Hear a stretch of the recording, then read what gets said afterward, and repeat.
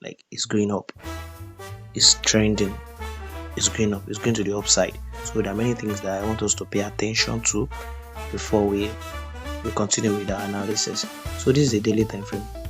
From our daily time frame perspective, remember this video is majorly for intraday trading, not for swing trading, not for positional traders, and just intraday trading. It simply means that the person is trading within a day.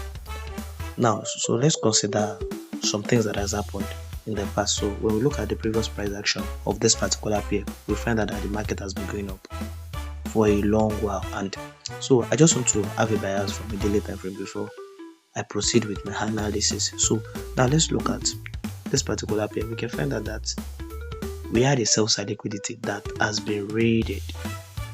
So we had a sell side liquidity that's been raided, and it is something that's happened in the past. So we expect the market to come back, to come to this area. So technical analysis, market is planning to retrace back into this area. If possible, it might clear this out, but I suggest that the market is coming for this fair value gap. So which means that our bias is that the market is drawing towards this fair value gap per se. So we have the market coming to that area. Now, having this bias, it shows that when we move to this area, there is nothing really concrete here, nothing really concrete. So let's look at how this price movement unveil itself. Now we have a liquidity that was raided. Remember, sell side liquidity was raided here.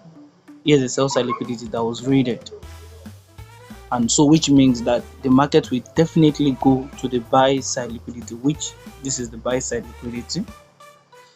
Now we had a break of market structure here. There's a break of market structure here, so we have it as well.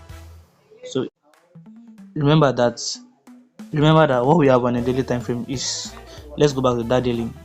Here's a daily time frame. So we have the high, we have the recent low. So when we have the recent high, the recent low, which means that the market is planning to retrace back into this area. If possible, it might clear this out, but I suggest that the market is coming for this fair value gap.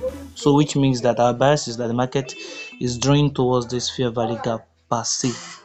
So we have the market coming to that area. Now, having this bias, it shows that when we move to a lower time frame, there is tendency that we have a bullish movement from this particular zone to this particular zone. Little things to consider, and one of it is that there is a fair value. You see this area, there is nothing really concrete.